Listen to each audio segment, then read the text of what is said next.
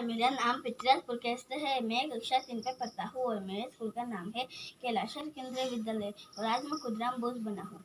आज मैं आपसे एक बात कहना चाहता हूँ। आज 15 अगस्त है। ये दिन हमारे लिए बहुत ही महत्वपूर्ण है। इस दिन को हमें आज़ादी मिली थी। हमको आज़ादी दिलाने के लिए बहुत सारे वीर योद्धा शहीद हुए थे। तकरीबन 200 वर्षों से हम भारतीय पर अत्याचार करने वाले अंग्रेज़ों से हमें आज़ादी मिली थी। सन 1947 के 15 अगस्त को हमें आज़ादी मिली थी।